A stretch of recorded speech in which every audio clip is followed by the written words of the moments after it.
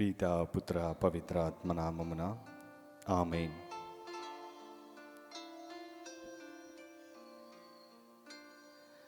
పరిశుద్ధ పరమదివ్య సప్రసాదమునకు సదాకాలము ఆరాధన స్తుతి స్తోత్రం కలుగునుగాక. పరిశుద్ధ పరమదివ్య సప్రసాదమునకు సదాకాలము ఆరాధన స్తుతి స్తోత్రం కలుగునుగాక. పరిశుద్ధ పరమదివ్య సప్రసాదమునకు సదాకాలము ఆరాధన స్తుతి స్తోత్రం కలుగునుగాక. క్రీస్తునందు ప్రియమైన సహోదరి సహోదరులారా, ఈ యొక్క ఉదయకాల సమయంలో మనందరం కూడా దేవుని యొక్క సన్నిధిలో ఉంటూ ఉండగా ఆ దేవాతి దేవుని యొక్క నామాన్ని గణపరుస్తూ స్తుతిస్తూ మన తలంపులను, మన ఉద్దేశాలను, మరి ముఖ్యంగా ఎవరైతే ప్రార్థన చేయమని అడిగి ఉన్నారో వారిని, వారి కుటుంబాలను ఆ దేవాతి దేవునికి సమర్పించుకుంటూ ఈరోజు మనందరం కూడా యావేలు గ్రంథము మనందరం కూడా పఠిస్తూ అందులో ఉన్న ముఖ్యమైన విషయాలను జ్ఞాపకం చేసుకుంటూ ముందుకు సాగుదాం. యావేలు గ్రంథము 1వ అధ్యాయము. మకుటము. పేతువేలు కుమారుడైన యావేలునకు ప్రభు దర్శనవాణి తెలియజేసిన సందేశమిది. మిడతల దండు, పశ్చాత్తాపము దేవునికి మనవి, పంటలు నాశనమైనందులకు విలాపము.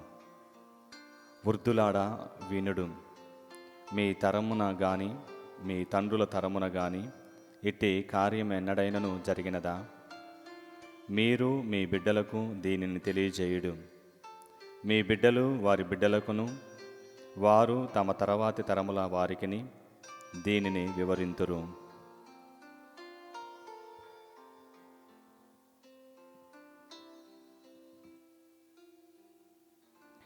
మిడతలు పెద్దవి చిన్నవి దండు మీద దండు వచ్చును. ఒక దండు వదిలి వేసినది, మరొక దండు మృంగి వేసినది. త్రాగుబోతులారా, మీరు నిద్ర మేల్కొని శోకింపుడు. మధుపాన ప్రియులారా విలాపింపుడు. మీకిక కొత్త ద్రాక్షారసము లభింపదు. మిడతల దండు వచ్చి మన దేశంపై పడినది. ఆ ప్రాణులు బలమైనవి, లెక్కకు అందనవి. వాని పండ్లు సింగము కోరవలే కరుకైనవి. అవి మన ద్రాక్షలను నాశనం చేసెను, మన అంజూరములను కొరికివేసెను. ఆ చెట్టు కొమ్మల బెరడును తినివేయగా అవి తెల్లబడెను. వధువు తాను పరిణయమాడనున్న యువకుడు మరణింపగా శోకించినట్లుగా మీరును శోకింపుడు. దేవాలయమున అర్పించుటకు ధాన్యమును ద్రాక్షారసము లేవు, ప్రభువునకు అర్పించుటకు ఏమీ లేవు. కాగా యాజకులు విలపించుచున్నారు. పొలములు పాడైనవి, ధాన్యము నాశనమగుటచే భూమి దుఃఖించుచున్నది. ద్రాక్ష లెండిపోయినవి, ఒలీవ చెట్లు వాడిపోయినవి. కర్షకులారా రోదింపుడు. ద్రాక్షలు పెంచు రైతులారా ఆక్రందన చెయ్యుడు. యువ గోధుమ పంటలన్నీ పాడైనవి, ద్రాక్షాలు అంజూరములు మాడిపోయినవి. దానిమ్మలు, ఖర్జూరములు, ఆపిలి చెట్లు మొదలుగా గల పొలముల్లో చెట్లన్నీ ఎండిపోయినవి. నరుల సంతోషము అంతరించినది. ప్రజలు పశ్చాత్తాప ప్రార్థనలు అర్పింపవలెను.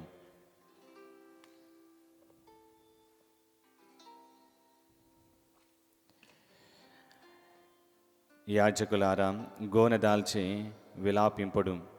బలిపీఠముపై అర్చన చేయువారులారా శోకింపుడు. దేవాలయమునకు పోయి రేయల్లా ఏడవడు. దేవాలయమున మీ దేవునికి అర్పించుటకు ధాన్యము కాని ద్రాక్ష సారాయము కాని లేదు. జనులు ఉపవాసం ఉండవలెనని ప్రకటింపుడు. ప్రజలను సమావేశపరుపుడు. యోధా నాయకులను ప్రజలెల్లరినీ మీ దేవుడైన ప్రభు మందిరమున ప్రోగు చేసి అతడికి మొరపెట్టుడు. ప్రభు దినము సమీపించినది. అతడు నాశనమును కొనువచ్చు దినమాంసము అయినది. అది భయంకరమైన దినము. మనము చూచుచుండగానే మన పంటలు నాశనమైనవి.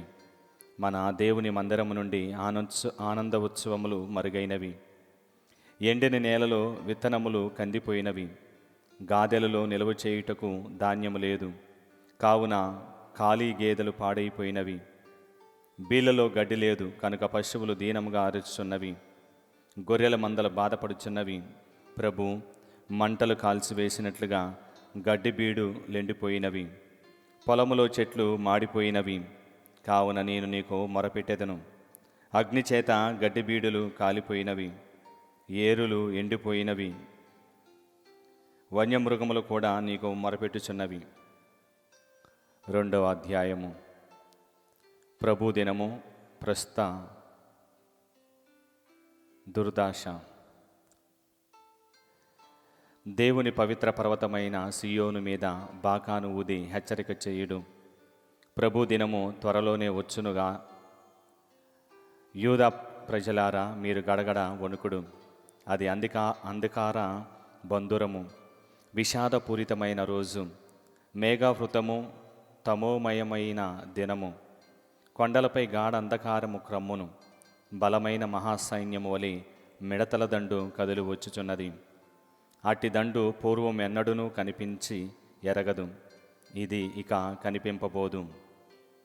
మిడతల దండు ఆ సులాభముల ముందు వెనుకల అగ్ని ప్రజ్వరిల్లుచున్నది. అవి రాకముందు భూమి ఏదేని తోట వలె కలకలలాడుచుండెను. కానీ అవి పోయిన పిదప నేల ఎడారి యగును. అవి దేవుణ్ణి వదిలిపెట్టుటలేదు. ఆ సులభములు అశ్వముల వలె ఉన్నవి, యుద్ధ అశ్వముల వలె పరుగుడుచున్నవి.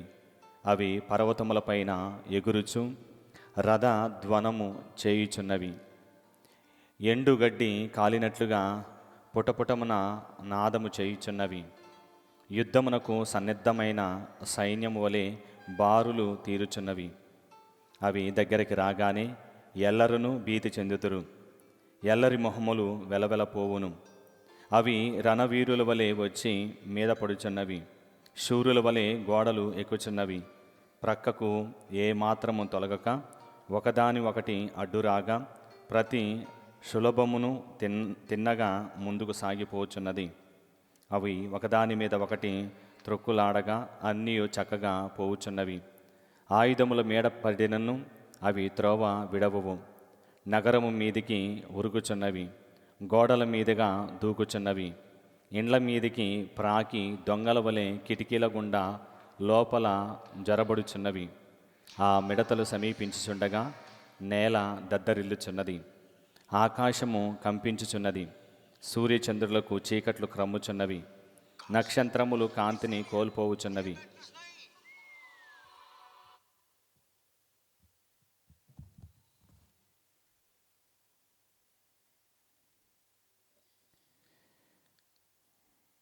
సూర్యచంద్రులకు చీకట్లు క్రమ్ముచున్నవి.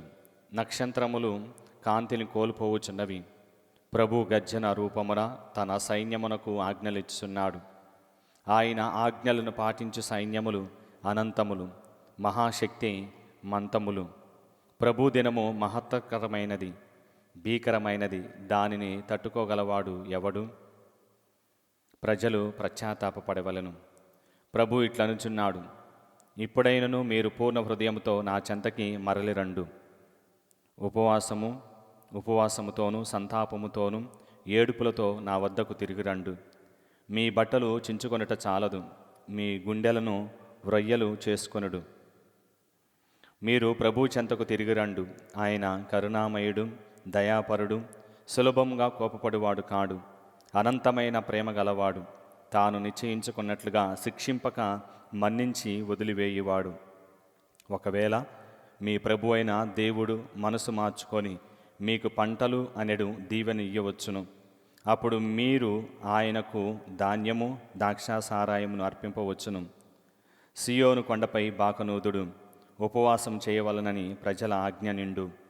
వారిని సమావేశపరపడు. పవిత్ర సభకు జనులు ప్రోగు చెయ్యడు.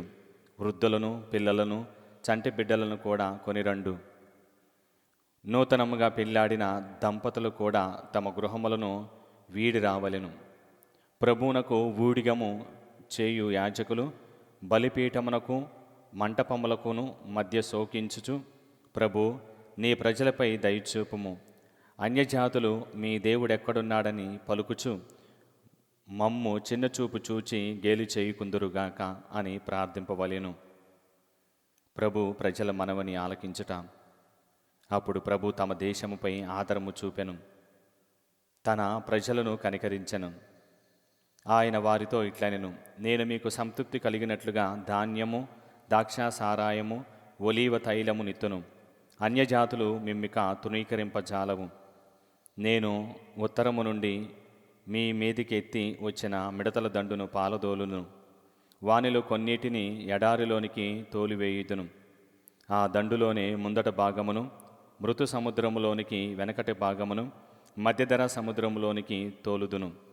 ఆ మిడతలు చచ్చి కంపు కొట్టును. అవి మీకు చేసిన కార్యములకు గాను నేను వానిని నాశనం చేయుదును. పొలములారా, మీరు భయపడకుడు. ప్రభు మీకు చేసిన గొప్ప కార్యములకు గాను మీరు సంతసముతో ఆనందింపుడు. పశువులారా, మీరు భయపడకుడు. గడ్డి బీళ్ళు పచ్చబడినవి, చెట్లు పండ్లు కాయుచున్నవి, ద్రాక్షాలు అంజూరములు సమృద్ధిగా లభించుచున్నవి. సియోను ప్రజలారా, ప్రభువు మీకు చేసిన కార్యక్రమాలకు గాను మీరు సంతసముతో ఆనందింపుడు. ఆయన మీకు వలసినంతగా శిశువర ఋతువు వర్షమునిచ్చెను. పూర్వం వలనే శీతాకాల వర్షమును, వసంతకాల వర్షమును దయచేయను. మీ కళ్ళములు ధాన్యముతో నిండెను. మీ గానుగల చెంతనున్న తొట్లు ద్రాక్షారసముతోనూ ఒలీవ తైలముతో నిండిపోవును. మిడతల దండు మీ పైరులను తినివేసిన కాలమున మీరు కోల్పోయిన పంటను నేను మీకు మరలా ఇత్తును. ఆ దండును మీ పైకి పంపినది నేనే. ఇప్పుడు మీరు సమృద్ధిగా భుజించి సంతృప్తి చెందుదురు. మీకు మహోపకారములను చేసిన ప్రభువుని మీరు స్తుతించి కీర్తింపుడు. నా జనులను ఇక మీదట ఎవరిని తృణీకరింపజాలరు. ఇజ్రాయేలారా, అప్పుడు మీరు నేను మీ మధ్యనున్నాననియు, ప్రభువుడైన నేను మీ దేవుడనియు, నేను తప్ప మరొక దేవుడు లేడనియు గుర్తింతురు. నా జనులను ఇక మీదట ఎవరునూ తృణీకరింపజాలరు. నూతన యుగము, ప్రభు దినము. ప్రభు తన ఆత్మను కుమ్మరించుట. అటు పిమ్మట నేను నా ఆత్మను ఎల్లరిపై కుమ్మరింతును. మీ పుత్రులు పుత్రికలు నా సందేశమును చెప్పుదురు. మీ ముదసలులు కలలు కందురు. మీ యువకులు దర్శనమును గాంతురు. మీ కాలమున నేను సేవకులను, స్త్రీ పురుషుల మీదను నా ఆత్మను కుమ్మరింతును. ఆ దినము గూర్చి భూమి మీద ఆకాశమున గుర్తులు చూపుదును. అప్పుడు నెత్తురు, నిప్పు, ధూమకంబములు కంపించును. భీకరమైన ప్రభువు మహాదినమును సమీపించినప్పుడు సూర్యుడు చీకట్లు కమ్మును, చంద్రుడు నెత్తుడు వలె ఎర్రబడును. కానీ ప్రభు తనను శరణు వేడిన వారందరినీ కాపాడును. సియోనుపై కొందరు అపాయమును తప్పించుకుందురనియు, యెరూషలేమున తానెన్నుకున్న శేషజనులు మిగులుదురనియు ప్రభువే సెలవిచ్చెను. 3వ అధ్యాయము. అన్యజాతులకు తీర్పు, శిక్ష నెరిగించుట. ప్రభు ఇట్లనుచున్నాడు, ఆ కాలమున యూదా యెరూషలేములకు మరలా సౌభాగ్యమును వసగెదను. నేను జాతులన్నిటిని ప్రోగు చేసి యెహోషాపాతు లోయకు కొనివొత్తును. వారు నా సొంత ప్రజలకు చేసిన కీడుకు గాను నేను వారి అచట తీర్పు తీర్తును. వారు ఇశ్రాయేలులను జాతుల మధ్య చెల్లాచెదురు చేసి నా దేశమును తమలో తాము పంచుకొనిరి. వారు బందీలై నా ప్రజల కొరకు చీట్లు వేసుకునిరి. వేశ్యల పొందు కొరకు బాలకులను అమ్మివేసిరి. మద్యమును కొని త్రాగుటకు గాను బాలికలను విక్రయించిరి. తూరు, సీదోను, ఫిలిస్తీయుల నేరము. తూరు, సీదోను, ఫిలిస్తీయుల దేశములారా, మీతో నాకు పని ఏమి? మీరు నాకు ప్రతీకారము చేయనెంచుచున్నారు. నేను చేసిన దానిని మీరు నాకు ప్రతీకారము చేయుదురా? మీరు నాకేమైనా చేయుదురా? మీరు నా వెండి బంగారములను కొనిపోతిరి. అమూల్యమైన నా విధులను మీ దేవలములోనికి తీసుకొని పోయితిరి. యూదా యెరూషలేము జనులను వారి దేశము నుండి దూరముగా కొనిపోయి గ్రీకు వారికి అమ్మివేసితిరి.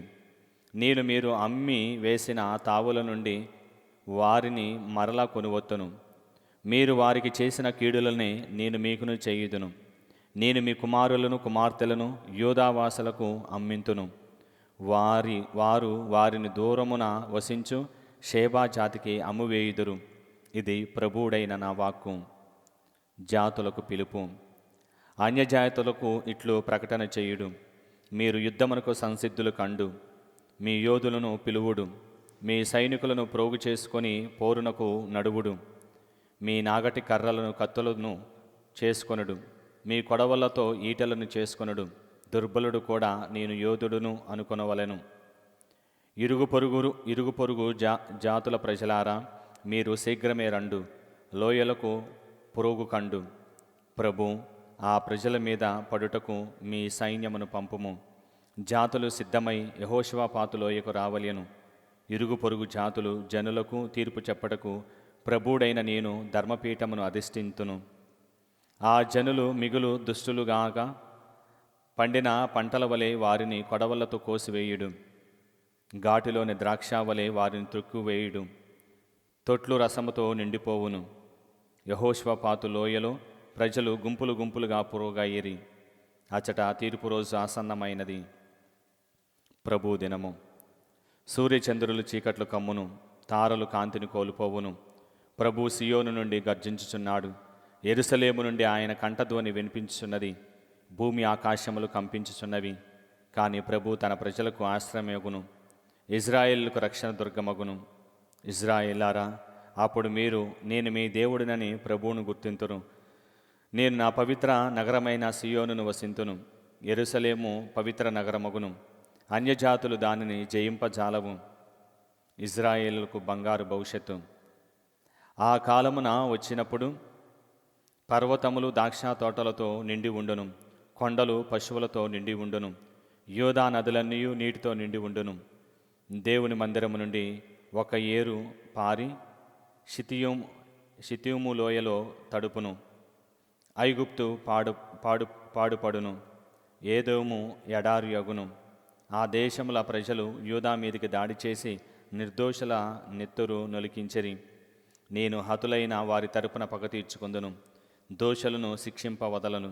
కానీ యూదాలో ప్రజలు సదా వసింతురు. యెరూషలేమున తరతరముల వరకు నరులు నివసింతురు.